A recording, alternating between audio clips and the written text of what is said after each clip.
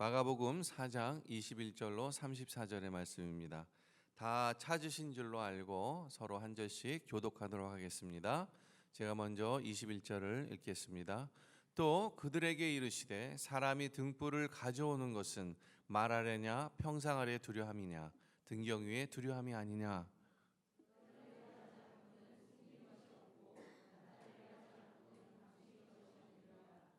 들을 귀 있는 자는 들으라.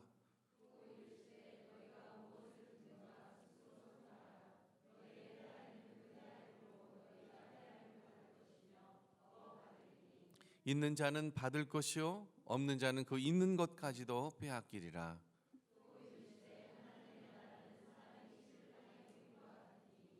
그가 밤낮 자고 깨고 하는 중에 씨가 나서 자라되 어떻게 그리 되는지를 알지 못하느니라.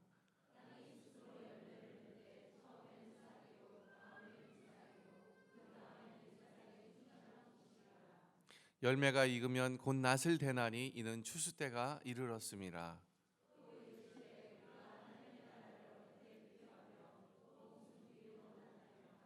겨자씨 한 알과 같으니 땅에 심길 때에는 땅 위의 모든 씨보다 작은 것이로되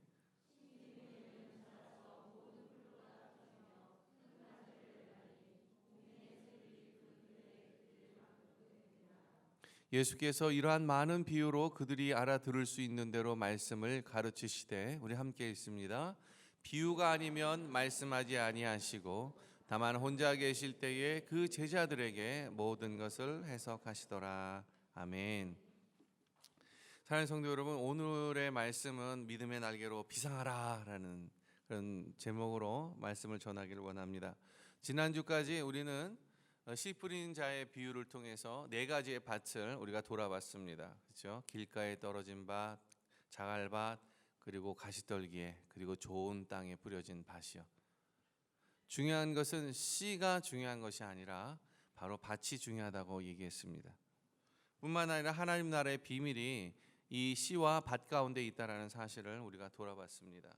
오늘 본문에서 그러한 씨 뿌린 자의 비유를 통해서 예수님께서는 비유로 처음으로 말씀하기 시작했죠. 그렇죠? 그래서 예수님을 반대하는 사람들, 특별히 예수님에게 가려져 있는 사람들에게 천국에 있는 이 하나님 나라의 비밀을 감추시죠. 그리고 예수를 따르고 예수를 믿는 자들에게는 이 천국에 있는 하나님 나라의 비밀을 다시 가르치십니다. 그렇죠? 그런데 마가복음 4장 10절로 20절에 보면은 예수님께서 따로 한적한 곳에 혼자 계실 때에 제자들을 불러요. 그래서 부르셔서 그리고 말씀하십니다. 그리고 해석해 주세요. 그 땅 씨 뿌린 자의 비유가 무엇인지를 따로 불러서 해석해 줍니다. 그리고 그 해석해 준 말이, 그 설명이 끝난 다음에 오늘 우리가 읽은 본문을 우리가 연결해서 주님이 말씀하고 계시는 거예요. 그래서 이렇게 시작됩니다. 또 그들에게 이르시되, 이렇게 표현해요. 여기 21절에 나오는 이 또 그들에게 이르시되는 것은요, 군중에게 얘기하는, 따라다니는 전체의 군중에게 얘기하는 말씀이 아니에요. 이거는 특별히 주님을 따르고 있는 제자들에게 하나여서 계속해서 말씀하고 계시는 것입니다. 그래서요, 특별히 오늘 이 본문은요, 참 이렇게 그냥 읽기에 쉽게 이해가 되지 않는 그러한 본문들입니다. 왜요? 이 말씀에 깊이가 있기 때문에 그래요. 그래서 저는 오늘 차근차근 한 절씩 우리 성도님들과 함께 이 말씀에 원래 갖고 있는 깊은 의미를 우리가 돌아보고, 그리고 진정 하나님께서 이 믿는 자들에게, 주님을 믿는 자들에게 주시는 하나님 나라의 비밀을 우리가 좀 돌아보기를 원합니다. 그래서 21절로부터 25절까지는 바로 제자들에게 특별히 하시는 말씀이고, 다시 26절로부터 32절까지는 다시 군중들에게 향하는 하나님 예수님의 말씀이에요. 그래서 다시 비유로 말씀하십니다. 하나님 나라에 대해서. 먼저 그래서 21절을 보면 또 그들에게 이르시되, 제자들에게 이르시되 사람이 등불을 가져오는 것은 말 아래냐 평상 아래 두려함이냐 동경 위에 두려함이 아니냐. 여기서의 등잔이 나옵니다. 등잔이, 그렇죠? 등불이 나와요. 이 등불은 흔히 우리가 생각하기에 예수님 말씀하신 것처럼 나는 세상의 빛이다.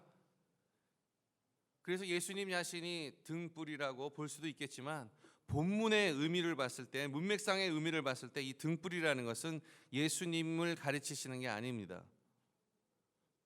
여기서는 하나님 나라에 관한 말씀이라든지 아니면 하나님 나라 자체, 그것을 등불이라는 것에 말씀하신 거예요. 그래서 여기서 강조하는 것은 뭐냐면 하나님의 나라는 숨겨지지 않는다는 것이에요. 반드시 드러나고 반드시 열려지고 반드시 깨닫게 된다는 것이 하나님 나라라는 것입니다. 누구에게요? 너희들에게. 너희들이 누구십니까? 바로 예수 그리스도를 믿고 하나님 나라의 삶을 살고자 하는 모든 사람들에게 반드시 드러나고 열려진다는 것, 이것이 바로 등불인 것입니다. 그래서 오늘 본문의 말씀을 보면요, 사람의 등불을 가져오는 것은 말 아래나 평상 아래 두려 함이냐, 아니면 등경 위에 두려는 것이 아니냐, 이렇게 표현하고 있어요. 이중적인 그러한 의문문을 들어서 마치 이 등불은 반드시 이 등불을 받치고 있는 그 스탠드 위에 두어야 된다는 것을 강조하고 있는 것이에요. 좀 더 쉬운 다른 말로 말하면은 이런 말입니다. 등불은 반드시 등잔 위에 둬야 돼. 그럴 때 어떻다고요? 가장 밝게 빛나. 그런 말이에요. 그런데 이 말씀을 보면요, 이 누가복음의 8장에 보니까 이렇게 나와 있어요. 누구든지 등불을 켜서 그릇으로 덮거나 평상 아래에 두지 아니하고 등경 위에 두나니 이는 들어가는 자들로 그 빛을 보게 하려 함이라. 누가복음의 똑같은 본문을 이렇게 표현하고 있어요. 뭐라고요? 들어가게 하는 자에게 뭐라고요? 빛을 보게 하기 위한 거다. 빛을 보게 하기 위한 것. 등불의 역할이에요. 방 안으로 들어가게 하는 자에게 빛을 보게 하는 것, 그것이 바로 등불의 역할입니다. 누구든지 예수 그리스도를 주님으로 믿고 하나님 나라의 삶을 살고자 소망하는 그 사람들에게 반드시 이 등불, 이 하나님의 나라는요 비춰진다는 것이에요. 그 빛을 보게 한다는 것이에요.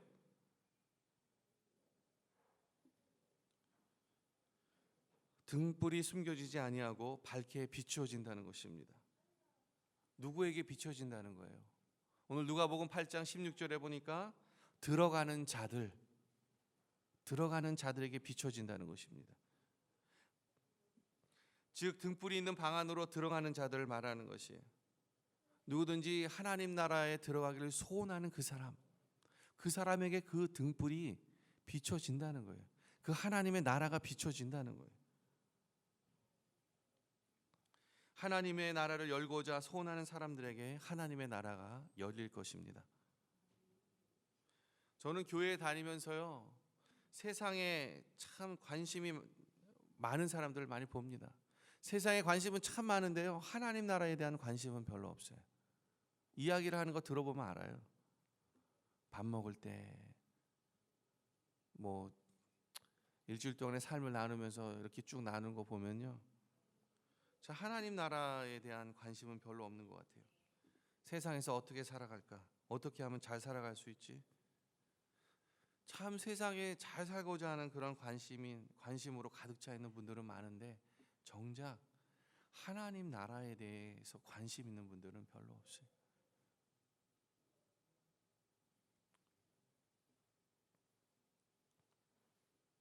안타까운 일이죠. 아마 주님도 지금 이 말씀을 주를 믿는 그런 제자들에게 이렇게 전하고 계시면서 이러한 안타까운 마음도 있지 않을까 한편으로 생각해봐요. 이 말씀을 제자들에게 지금 하고 있는데, 예? 이런 안타까운 말씀이, 이 안타까운 마음이 이 예수님에게도 있지 않았을까 생각이 들어요. 그 제자들을 보면서 예수 그리스도를 믿음으로 하나님 나라에 들어가고자 하는 그 자들에게는, 또 하나님의 나라의 말씀을 믿음으로 반응하는 사람들에게는요, 하나님의 나라의 비밀을 알게 될 것입니다. 왜? 등불이 자연스럽게 빛을 만들어서 비추어 주는 것처럼, 그 방 안에 들어가고자 하는 자에게 빛을 선사하는 것처럼, 그렇게 하나님 나라에 대해서 소망을 갖고 살고자 하는 모든 사람들에게 그 빛이 비춰질 것입니다. 깨닫게 되고 알게 될 것입니다. 그런 말씀이에요. 이게 21절의 말씀이. 그래서요, 누구든지 예수 그리스도를 주로 믿으며 하나님 나라에 대한 소망을 갖고 사는 사람들에게는 바로 하나님께서 이 하나님 나라의 삶이 어떠한 것인지, 하나님과 더불어 살아계신 하나님을 경험하면서 살 수 있도록 도우신다는 거예요. 반드시 그렇게 하신다는 거예요. 여러분, 이것을 믿으십니까? 정말 믿기를 정말 축원합니다. 그래서 우리 마음의 소원에 진짜야? 정말 하나님이 그렇게 하셔? 나 여태까지 그렇게 생각해 보지 못했는데, 그런 마음이 있을지라도 그래, 내가 한번 이 말씀에 한번 믿음으로 반응해 보자 생각하시고, 정말 하나님 나라의 이 삶, 이것이 정말 어떠한 비밀을 갖고 있는지, 어떻게 열리는지, 어떻게 하나님과 함께 더불어 살아가는지, 이 세상에서요 그렇게 살아가겠다라고 정말 다짐하고 또 믿음 가운데 긍정적으로 반응하시는 모든 분들이 되기를 주님의 이름으로 축복합니다. 22절을 보니까는요 굉장히 어려운 말씀 같아요. 드러내려 하지 않고는 숨긴 것이 없고 나타내려 하지 않고는 감추인 것이 없느니라. 이 보면은요 되게 어려워요, 말이. 그렇죠? 어렵지 않습니까? 쉬워요? 그러나 이 말씀의 요점은 뭐냐면은 감추는 것은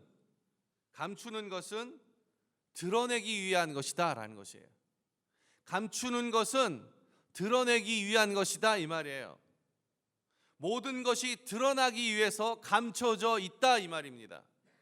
하나님의 나라를 숨기는 것은, 감추는 것은 나중에 모든 것이 드러나도록 하기 위한 것이다 라고 그렇게 이야기하고 있어요. 모든 것을 드러내기 위해서 감춘다는 것입니다. 여러분, 아이에게 생일 선물을, 사랑하는 자녀에게 생일 선물을 사려고 합니다. 그러면 부모님은 생일 선물을 살 때 한 며칠 전에 사죠. 그렇죠? 며칠 전에 사고 나서 그 선물을 어떻게 합니까? 선물을 아이가 보는 앞에서 이렇게 보여줍니까? 그런 부모님은 한 사람도 없어요. 마치 생일이 되기 전까지 뭐 선물이고 뭐고 아무것도 준비 안 한 것처럼 부모님은 그렇게 하고 있죠. 뭐 하는 겁니까? 감추고 있는 거죠. 왜? 생일 때 주려고. 이 하나님의 나라가 그렇다는 거예요. 하나님의 나라는 다 드러내기 위해서 지금 감추고 있다, 이 말이에요. 지금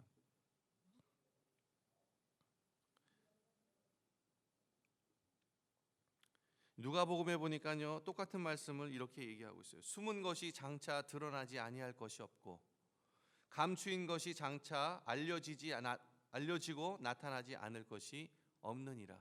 누가복음은 좀 더 쉽게 이 말씀을 풀이했습니다. 말씀드린 것처럼 감추는 모든 것은 다 드러난다, 이 말입니다. 그런데 여러분, 여기에 참 귀한 하나님의 말씀의 진리가 있습니다. 드러내려 하지 않고는 숨긴 것이 없고, 이 말이요 모든 것이 감추어진 것이 드러났다, 이 말이에요. 감춘 것이 드러났다. 근데 이게 과거로 표현되어 있습니다. 그리고 나타내려지 않고는 감추인 것이 없느니라. 감추인 것은 이제부터 계속 나타날 것이다, 이 말이에요. 이건 현재입니다. 이 말씀은 왜 은혜가 되냐? 지금 예수님이 누구에게 지금 이 말씀하고 있어요? 주를 믿고 주님과 함께 동행하고 그 삶을 살아가고자 하는 이 주님을 믿는 제자들 앞에 얘기하고 있는 것입니다. 주님께서는요 이미 이 제자들과 함께 나누는 이 삶, 함께 동행하고 말씀을 순종하고 나누는 이 삶을 통해서 이미 하나님의 나라가 너희에게 드러났다라는 것이에요. 그리고 앞으로도 현재 이후로 미래에 계속해서 하나님의 나라가 너희 가운데에 그 비밀이 드러날 것이라고 그렇게 말씀하고 있는 거예요. 그러니 이 제자들의 삶이 어떻겠습니까? 이미 하나님의 나라에 대해서 마가복음 1장에서 말씀하시죠. 때가 찼고 하나님의 나라가 가까이 왔으니 회개하고 복음을 믿으라. 주님께서 먼저 말씀하시잖아요. 하나님 나라의 일을 통해서 비밀을 이미 제자들에게 많이 말씀하셨어요. 그래서 주님 말씀에서 여태까지 너희가 하나님의 나라의 비밀을 이미 알고 있다. 그리고 더 나타나야 되는 그 하나님의 나라의 비밀을 너희는 앞으로 알게 될 것이다. 이렇게 말하고 있는 거예요. 이 말씀이 그런 말씀입니다. 사랑하는 성도 여러분, 우리는 하나님 나라에 대한 비밀을 알고 있죠. 우리 많이 알고 있어요.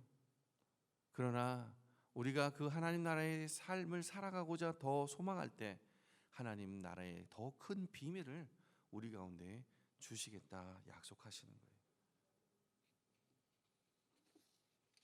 그리고 또 이것은 미래적인 개념으로 반드시 하나님의 온전한 나라, 그 나라가 이 땅 가운데 오는 어떤 날이 반드시 있을 거라는 거예요. 무엇입니까? 예수 그리스도가 이 땅 가운데 다시 오시는 그 날이 반드시 있다. 그 하나님의 이 완성된 나라가 이 땅 가운데 올 것이라는 것을 다시 한번 말씀하고 있는 거예요. 저는요, 한인연합교회 모든 성도님들이 주님을 믿고 하나님 나라의 말씀을 듣고요 순종하며 사시는 그런 모든 분들이 되시기를 주님의 이름으로 축복합니다. 23절에 보니까요 이렇게 말씀하고 계세요. 들을 귀 있는 자는 들으라. 이렇게 표현하고 있어요. 들을 귀 있는 자는 들으라. 들을 귀 있는 자는 들으라. 여러분, 제자들에게 들을 귀 있는 자는 들으라라고 말씀하고 있는 거예요. 이 말씀은요 다른 말로 얘기하면, 야, 너희에게는 지금 성령 하나님께서 들을 귀 있는 그 귀를 열어 주셨어. 그러니까 지금 들어, 이 말이에요. 이 말은 들으라는 말보다는 나의 이 주님의 말씀에 너희가 지금 반응하라, 이 말입니다. 내 하나님 나라에 대한 비밀을 너에게 지금 계속해서 말하고 있는데, 이 하나님 나라의 이 말씀에 대한 비밀을 너희는 지금 반응하라고 이렇게 말하고 계시는 거예요. 만약에 이것이 군중들에게 이야기했다면은 들을 귀 있도록 그렇게 기도해야겠지만, 제자들에게 이 말씀을 한다는 것은 너희가 이미 들을 귀가 있고 주의 성령이 너희 안에 있으니까 뭐 하라고요? 반응하라고, 믿음으로 반응하라고 그렇게 말씀하시는 거예요. 그래서 들을 귀 있는 자는 들어라. 주님의 이 안타까운 마음. 사랑하는 성도 여러분, 하나님의 말씀에, 주님의 이 말씀에 믿음으로 반응하시는 모든 분들이 되기를 소망합니다. 24절을 보니까는요 이렇게 말씀해요. 또 이르시되 너희가 무엇을 듣는가 스스로 삼가라. 너희의 헤아리는 그 헤아림으로 너희가 헤아림을 받을 것이며 더 받으리니. 이 말씀을 보면은요 왠지 뭔가 이렇게 좀 이렇게 판단받는 것 같은 그런 느낌입니다. 그렇죠? 판단받는 것 같아요. 마태복음에서는 내가 내 형제를 판단하는 그 판단으로 너는 판단을 받을 것이다. 그래서 이 저지먼, 판단하는 것, 정죄하는 것, 그런 것들에 대해서 이야기하고 말씀하고 있죠.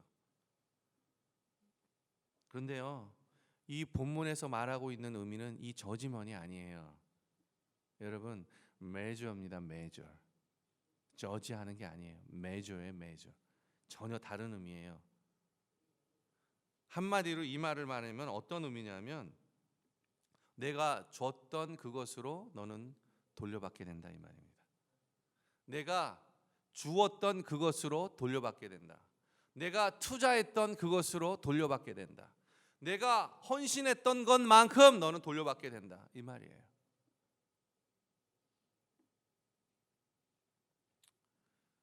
감사한 것은 뭐냐 하면 내가 투자한 것만큼 돌려받는데 하나님은 거기에 은혜를 더하셔서 더 많이 돌려받게 한다, 이 말이에요. 이 말씀이 그런 말씀입니다. 정죄하는 것, 저지먼하는 것하고는 전혀 관계가 없는 말씀이에요. 그래서 예수님의 말씀 가르침을 듣고 반응하는 사람들에게는 반드시 하나님께서 갚으시겠다는 것입니다. 돌려주시겠다는 거예요. 더 많이 주시겠다는 것입니다. 그래서 하나님께서는요, 하나님의 나라를 위해서, 그 하나님의 나라의 삶을 위해서 소망하는 그 사람들이 자신의 시간과 자신의 에너지와 자신이 갖고 있는 그 파이낸스한 거, 그러한 모든 것들을 하나님께 투자할 때 반드시 돌려주신다라는 것이에요.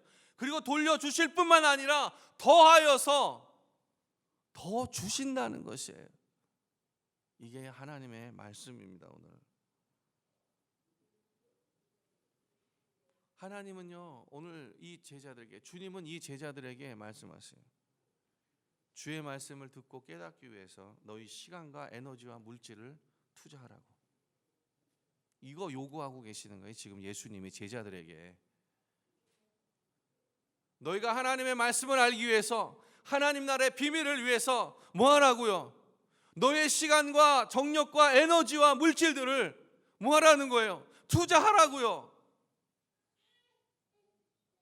그 투자하는 것만큼 내가 너에게 돌려줄 것이고, 그리고 하나님 나라의 비밀을 너에게 알려줄 것이고, 그 나라의 삶을 살 수 있는 능력을 너희들에게 공급할 것이고, 그리고 더하여 더 많은 것들, 더 크고 비밀한 것들을 너희에게 주겠다라고 오늘 본문에서 그렇게 말씀하고 있는 것입니다.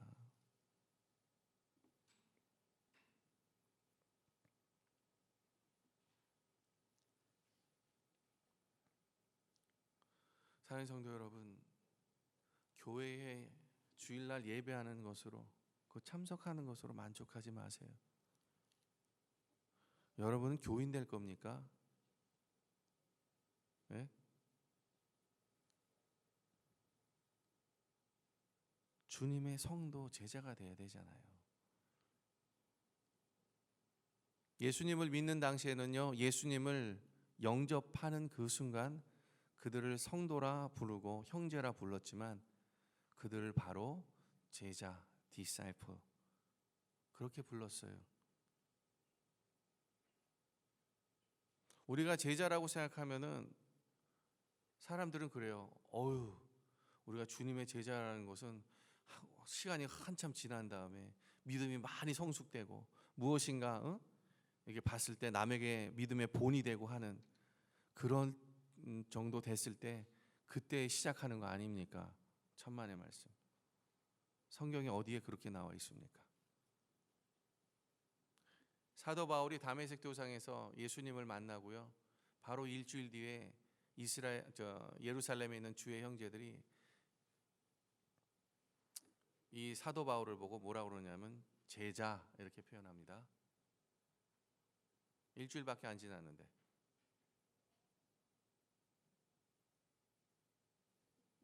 뿐만 아니라 사도행전에 보면요, 하루에 3,000명, 5,000명 베드로의 설교를 듣고 회개합니다. 회개하고 주님을 믿는 역사들이 일어납니다.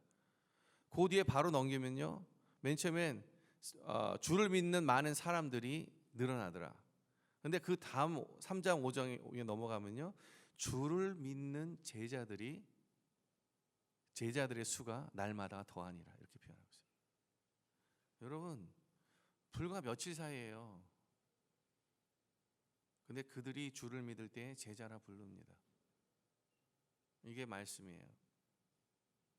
사랑하는 성도 여러분, 지금 주님은 제자들과 함께 있습니다. 지금 이 상황에서 마가복음 4장 정도 되면요, 한 6개월 정도 지났을 거예요. 그 제자들이에요. 근데 12명의 제자만 있는 게 아니라 수많은 무리들 가운데 많은 사람들이 제자라 부릅니다.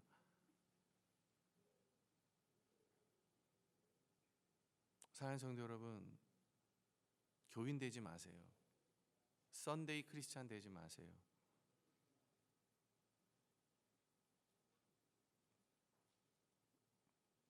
주님의 제자 되십시오. 주님은 우리에게 그것을 말씀하고 계십니다. 그리고 그것은 하나님이 기뻐하시는 일입니다.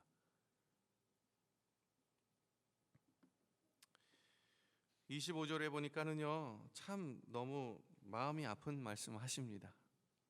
보세요. 있는 자는 받을 것이요 없는 자는 그 있는 것까지도 빼앗기리라. 요즘 이해가 가요. 있는 자는 더 받아요. 받을 것이에요. 그러나 없는 자는 그 있는 것까지도 빼앗기리라. 여러분, 없는 자가 나와요. 없는 자가. 근데 없는 자라는 말은 우리나라 말로는 이렇게 해석이 됐지만 원어나 영어를 보면은요, 이렇게 표현되고 있어요. 없는 자, 원래는 가지고 있는 자, 이 말이에요. 네? 없는 자, 원래는 가지고 있는 자, 이렇게 표현하고 있어요.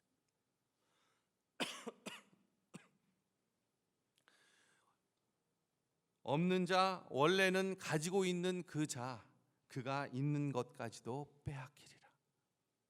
참 무서운 말씀입니다.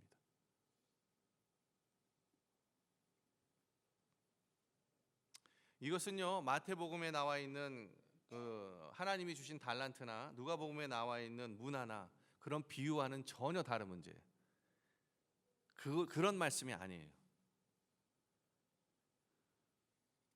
마가복음에 나오는 이 비유들, 특별히 있는 자라는 것은 뭐냐면 하나님 나라에 대한 거룩한 계시를 받은 것, 하나님의 나라에 대한 말씀, 하나님 나라에 대한 비밀을 가지고 있는 것을 이야기합니다.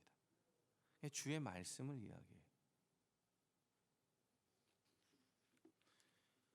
그래서 이 말씀을 좀 더 구체적으로 얘기하면 이런 말이에요. 하나님 나라에 관한 주님의 말씀을 듣고 믿음으로 반응하는 사람들에게는 더욱 큰 하나님 나라의 비밀을 깨닫게 되는 것이고 경험하며 산다는 것이에요.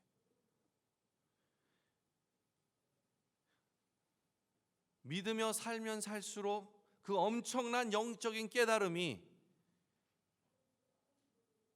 우리의 삶을 통해서 하나님의 살아계신 것들을 실제적으로 경험하고 산다는 것이에요. 그게 점점 더 많아진다는 것이에요. 여러분, 좋은 밭이 30배, 60배, 100배의 열매를 맺는다 그랬어요. 그렇죠? 근데 그거 보면 덜어는 30배, 덜어는 60배, 덜어는 100배가 아니에요. 그러한 해석이 아닙니다. 그거는 keep going 하는 그러한 열매를 나오는 것들이에요. 그래서 30배로 되고 60배로 되고 100배로 되는 것입니다. 따로 분리되어서 나오는 그런 결과들이 아니에요. 그런 동사를 쓰고 있지 않아요.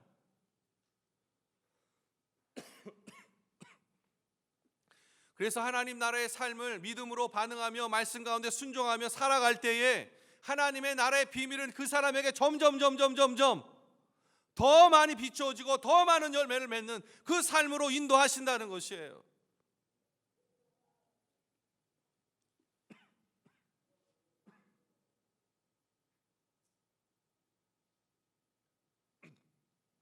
그래서 씨 뿌리는 자의 비유를 통해서 30배, 60배, 100배로 계속해서 그 열매를 맺어가도록 하나님이 역사하신다는 거예요.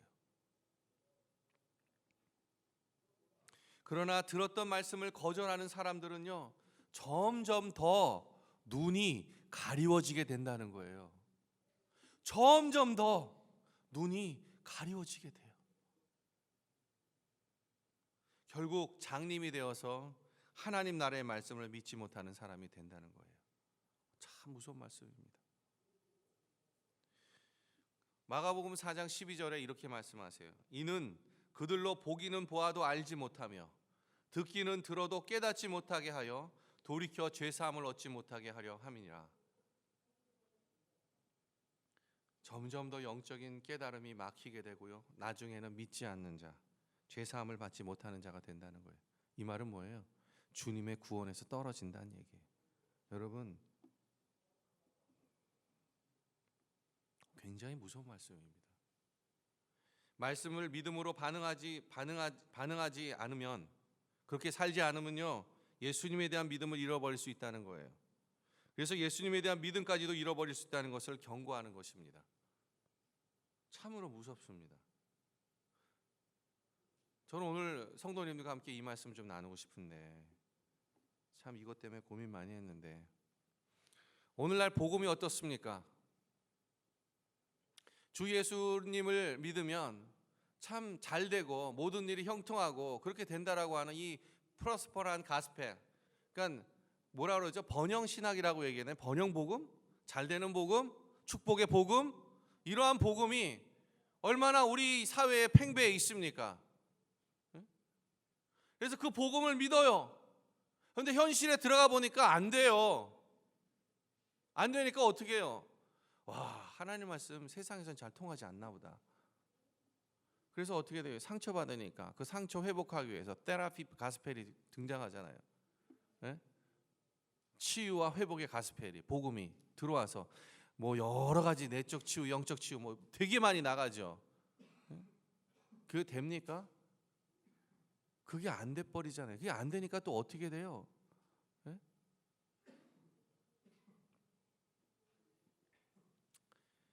그러한 이 축복 신앙, 이 복음의 그러한 것들이 전수되면서 어떻게 됩니까?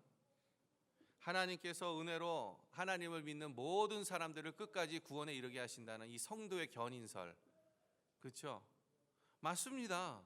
하나님은 하나님 자신을 믿는 사람들을 끝까지 구원에 이르도록 끝까지 힘을 쓰시지요. 그리고 그 구원의 반열에 들어오도록 만드시죠. 한거할 수 없는 하나님의 은혜가 너무나 크기 때문에, 죄인을 향하신 그 하나님의 은혜가 너무 크기 때문에 그가 어떠한 것도 구원하지 못할 사람은 없어요. 그러나 여러분 기억하셔야 돼요. 우리가 하나님의 그 은혜와 하나님의 사랑을 끝까지 거절하고 계속적으로 거절한다면 우리는 하나님의 구원에서 떨어질 수 있는 자임을 여러분 망각하시면 안 돼요.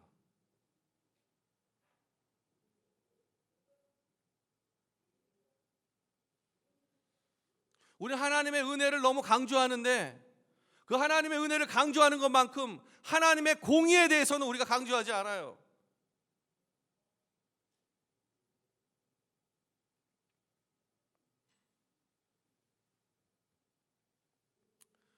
하나님의 은혜를 너무 강조하다 보니까 마음대로 살아요.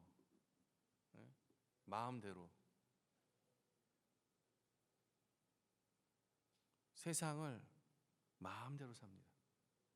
자신이 주인이 되어서 마음대로 살아요.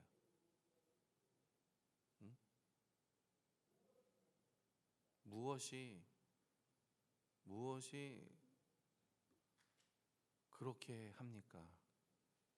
우리들이 하나님보다 지혜롭습니까? 우리들이 하나님보다 능력이 많습니까? 우리들이 하나님보다 더 잘난 것이 뭐가 있습니까? 지혜롭습니까?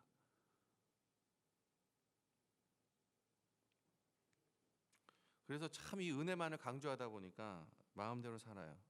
근데 착각하지 마십시오. 그렇게 살다가는 언젠간 주님의 구원으로부터 떨어질 수 있습니다. 성경에는요 이것에 대해서 굉장히 말씀을 많이 가르치고 있어요. 근데 사람들은 그걸 잘 못 봐요. 디모데후서 4장 10절에 보니까요 이런 말씀이 있어요. 데마는 이 세상을 사랑하여 나를 버리고 데살로니가로 갔고. 데마는요 이 세상을 사랑하여 나를 버리고 데살로니가로 갔고. 데마가 나와요 갑자기. 근데 이 세상을 사랑했대요. 그리고 사도 바울을 버리고 데살로니가로 갔대요. 여러분 데마는요 사도 바울의 동역자였습니다. 여러분 그걸 아셔야 돼요. 근데 이 세상을 사랑해 버렸어요. 그래서 세상 속으로 갔습니다. 이거 어떻게 설명할 겁니까? 끊임없는 세상적인 유혹에, 끊임없는 세상적인 욕심에, 끊임없는 세상적인 가치를 추구하는 그것 때문에 데마는요 결국은 주님의 믿음을 저버려요. 놓아요. 세상 속으로 갑니다. 성경은 왜 이 말씀을 쓸까요? 기록했을까요? 착각하지 말라고요, 너희들.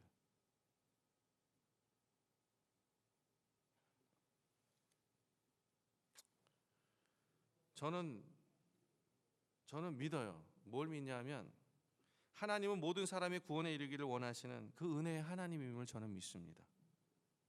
모든 사람을 구원할 힘도 능력도 다 갖고 계신 분이라는 걸 믿습니다. 다만 우리가 문제라는 거예요. 우리가 하나님 나라의 삶을 믿음으로 살아가지 못하는 것은요, 하나님의 능력이 모자라서가 아닙니다. 하나님의 권세가 짧아서도 아니에요. 하나님의 구원의 손길이 짧아서도 아니에요. 단지 우리들이 이 능력의 하나님, 이 세상을 구원하고도 남는 권세 하나님을 믿지 못하는 우리의 죄성 때문에 그렇습니다. 하나님을 믿지 못하는 믿음의 부족함에서 나오는 죄의 결과 때문에 그래요. 이사야서에 보니까 59장에 이런 말씀이 있어요. 여호와의 손이 짧아 구원하지 못하심도 아니요 귀가 둔하여 듣지 못하심도 아니라 오직 너희의 죄악이 너희와 너희 하나님 사이를 갈라놓았고 너희 죄가 그의 얼굴을 가리어서 너희에게서 듣지 않으시게 함이니라. 문제는 우리의 죄성입니다. 사랑하는 성도 여러분, 세상의 사람이 되지 마세요. 썬데이 크리스찬들이 되지 마세요. 주님의 제자가 되시기를 주님의 이름으로 축복합니다. 그리고 여러분의 가진 시간과 에너지와 물질을 여러분 하나님 나라의 비밀을 알아가는 데 사용하십시오. 그럼 반드시 이 하나님의 나라는 여러분의 삶 가운데에 깨닫게 되어지고 열려지게 되고 그리고 하나님의 살아계시는 것들을 진정으로 경험하게 될 것입니다. 이것이 지금까지 주님이 제자들에게 말씀하신 거예요. 그러면서 다시 군중들에게 전체에게 주님은 말씀하시죠. 그게 하나님 나라에 대한 비유로 나옵니다. 그래서 하나님 나라에 대해서 나오는데 그게 26절에 시작합니다. 이렇게 말씀하세요. 또 이르시되 하나님의 나라는 사람이 씨를 땅에 뿌림과 같으니 그가 밤낮 자고 깨고 하는 중에 씨가 나서 자라되 어떻게 그리 되는지를 알지 못하느니라. 땅이 스스로 열매를 맺되 처음에는 싹이요 다음에는 이삭이요 그 다음에는 이삭의 충실한 곡식이라. 열매가 익으면 곧 낫을 대나니 이는 추수 때가 이르렀음이니라. 하나님 나라의 비유인데요, 하나님의 나라의 비유가 씨를 뿌리는 농부와 같다 이렇게 표현하고 있어요. 농부는 어떤 사람입니까? 씨를 뿌리는 사람이에요. 씨는 하나님의 나라에 대한 믿음의 반응입니다. 하나님의 나라의 말씀이, 하나님 나라의 비밀이 내게 들려줬을 때 그 말씀에 대한 믿음의 반응들, 그 말씀을 믿는 순종함들, 그런 것을 얘기해요. 그래서 이 농부는 그것을 가지고 밭에 나가서 씨를 뿌리는 겁니다. 지금 이해하셨습니까?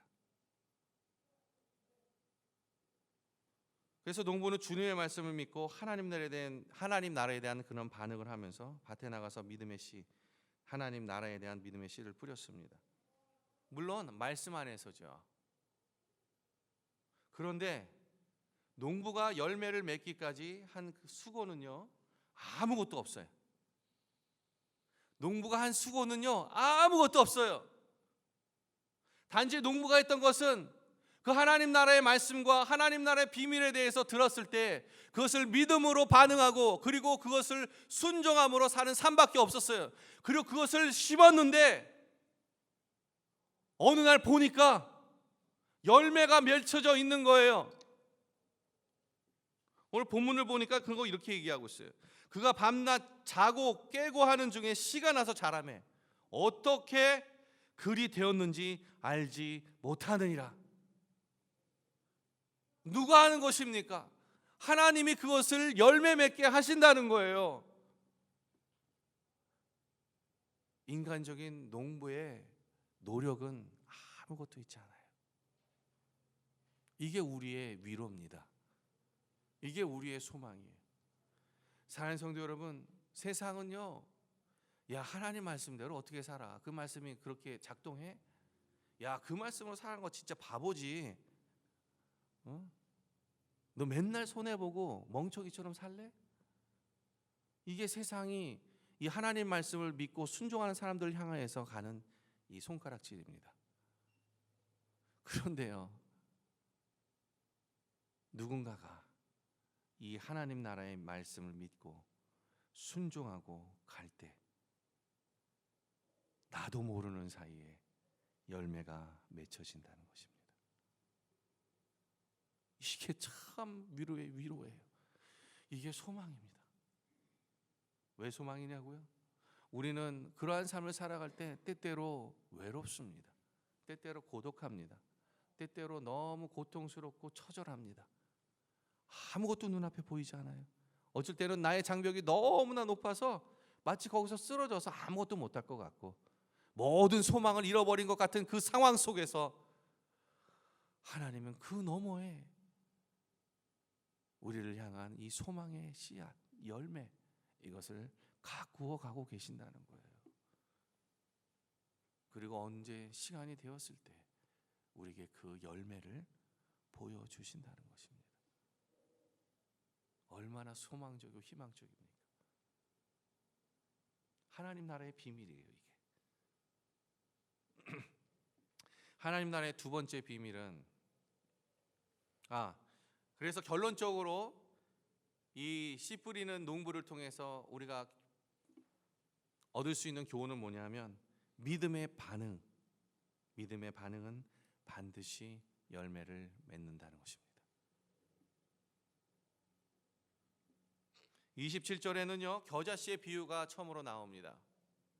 겨자씨. 이것은 뭐냐면 시작이 미비하지만 나중은 창대케 된다, 이 말입니다.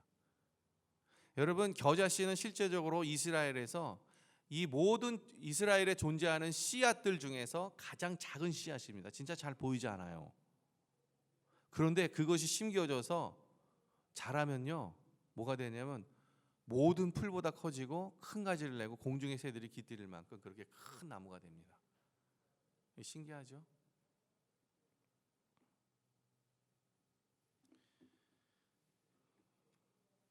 하나님 나라에서 사는 그 믿음의 삶은요, 처음에는 겨자씨와 같이 조그맣고 보잘것없는 그러한 것으로 시작하지만, 그러나 상상하지 못했던 엄청난 열매와 결과를, 성공을 얻게 된다는 것이에요.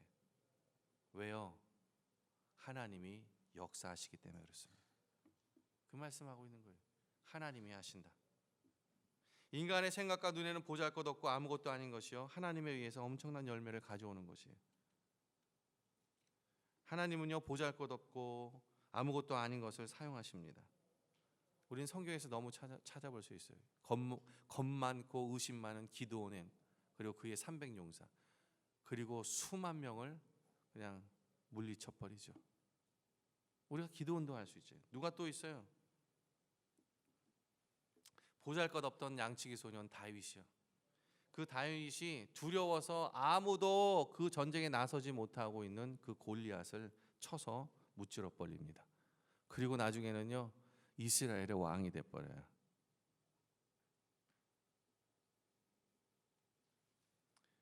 사도 바울은요, 고린도에 있는 형제에게 이와 같이 말씀하세요. 그러나 하나님께서 세상에 미련한 것들을 택하사 지혜 있는 자들을 부끄럽게 하려 하시고, 세상의 악한 것들을 택하사 강한 것들을 부끄럽게 하려 하시며, 하나님께서 세상의 천한 것들과 멸시받는 것들과 없는 것들을 택하사 있는 것들을 폐하려 하시나니. 이게 바로 하나님 방법이에요. 적은 시작으로부터 하나님은 위대한 것을 만들어내십니다. 주님께서 부활하신 후 이 세상을 떠나실 때 주님을 믿는 사람은 굉장히 소수에 불과했어요. 근데 그게 지중해를, 겨자씨와 같은 그런 제자들의 수가 지중해와 그리고 세상을 뒤덮어 버립니다. 인간의 역사 속에서 수천만 명의 삶을 바꾸고 변화시키는 역사를 이 소수의 제자들의 무리가 처음에 시작은 미약하였지만 심히 창대케 되는 놀라운 은혜가 일어나게 되는 것이에요. 왜요? 하나님께서 하시기 때문에 그렇습니다. 사랑하는 성도 여러분, 이제 말씀을 마치려고 해요. 오늘 본문의 말씀을 통해서 주님께서 말씀하셨던 것처럼 주님의 말씀, 하나님 나라의 복음의 말씀에 믿음으로 반응하시는 분들이 되기를 주님의 이름으로 축복합니다. 주님을 믿고 말씀에 순종하며 살아가는 삶이 세상적인 기준으로 볼 때는요, 어쩌면 바보와 같은 삶인지 모르겠어요. 놀림을 당할 수도 있고 보지 않아도 되는 손해를 봐야 되는 경우도 있습니다. 세상은 주님의 말씀을 지키며 순종하며 사는 것이 참 바보와 같다라고 말합니다. 그러나 바보처럼 믿을 때, 바보가 될 때, 그때 하나님의 역사가 일어납니다.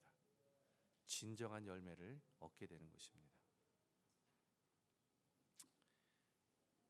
아무리 삶이 어렵고 힘들어도요, 우리를 사랑하시고 우리를 위해서 죽으시는 그 주님 생각하시면서 살아가시기를 주님의 이름으로 축복합니다.